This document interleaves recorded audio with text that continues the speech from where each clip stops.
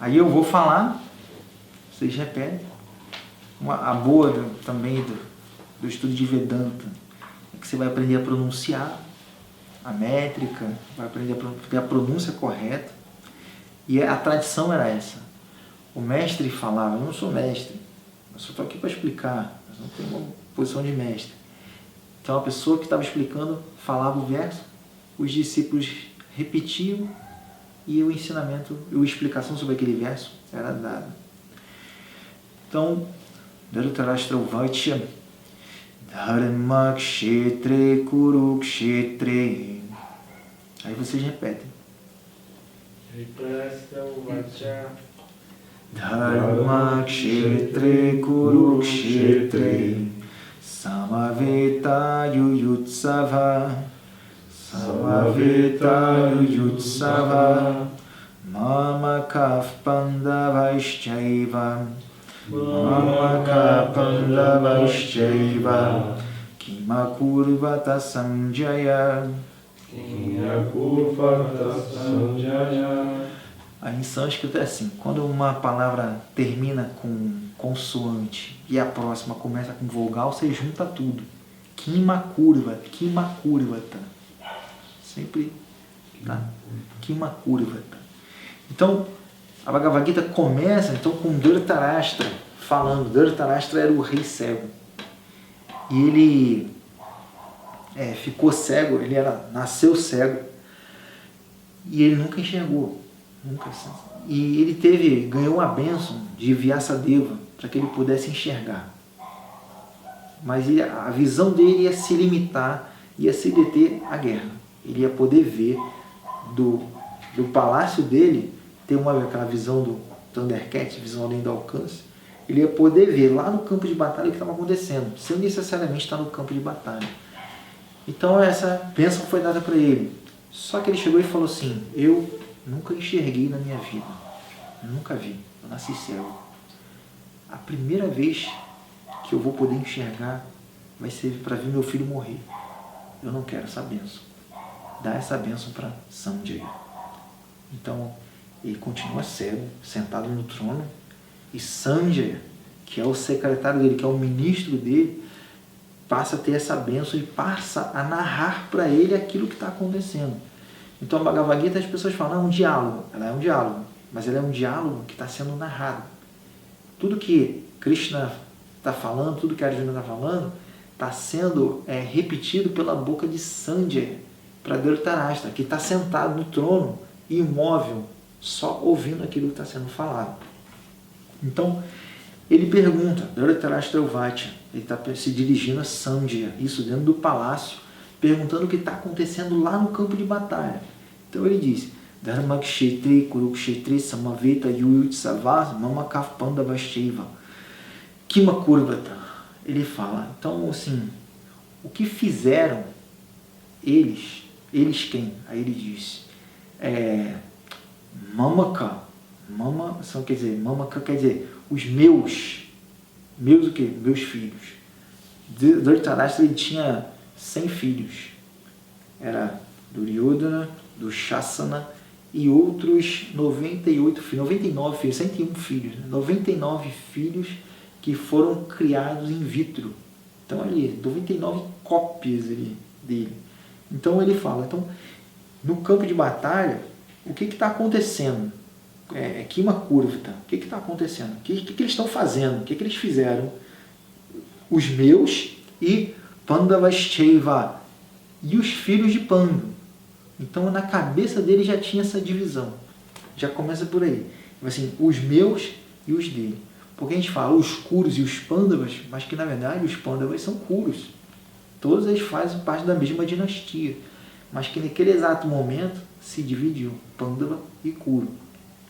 E ele tem uma preocupação e ele tem uma esperança também. A preocupação dele, ele fala, o que fizeram os meus filhos e os filhos de Pandava? Aí ele diz, Dharmakshetri, Kurukshetri, que estão Samaveta e Yuyutsava, que eles estão Samaveta, eles estão reunidos, né? Estão juntos ali, cara a cara, e Yuyutsava, Yuyutsu quer dizer assim, desejoso de lutar.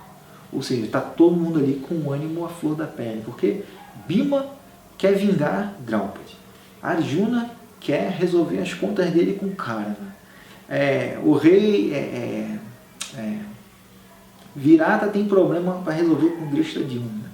Então, assim, nessa guerra não é só uma guerra pelo reino, tem muitas pessoas que têm diferenças pessoais entre elas, que estão ali já, hoje que eu vou lavar minha honra com sangue. Então, as pessoas em geral ali estão elas estão desejosas de lutar. É até uma pergunta redundante, assim, o que estão fazendo os meus filhos e os filhos de Pano no campo de batalha desejosos de lutar? Óbvio que eles vão lutar, óbvio. Mas por que ele está perguntando isso?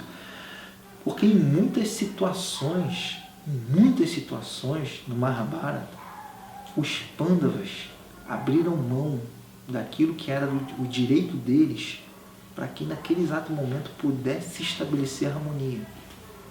Então eles abdicaram do reino para Duryodhana e falaram, tudo bem, fica, tá te fazendo bem isso, então fica. A gente vai ficar com aquele lado de lá e lá que a gente vai construir o nosso reino. Fica com isso aí que a gente tirou de lá. Então, os Pandavas abriram mão do reino e falaram, então a gente vai ficar com aquele charco ali, deixa que naquele terreno ali a gente vai construir o nosso. Vai fazer o nosso puxadinho. Então, Dhritarashtra tinha essa esperança de que, mais uma vez, os Pandavas pudessem abrir mão daquilo que era o direito deles. Então ele pergunta ansioso. E a pergunta dele, além de ser ansiosa, esperançosa com relação a isso, é uma pergunta que também é carregada de medo.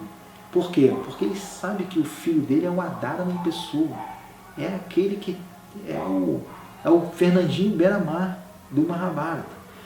É aquela pessoa que não tem escrúpulo, que passa por cima do Dharma só para ter aquilo que ele quer. Que na vida de Duryodhana não importa o que é Dharma, o que é a ação adequada. O que importa é o que eu quero. Em cima de quem eu tenho que pisar, por cima de quem eu tenho que passar. Então é na mentalidade dele. Quando ele queria uma coisa, não existia o pensamento de certo e errado. Só existia o que eu quero e eu vou fazer tudo para conseguir. Então Duryodhana representava o Adharma.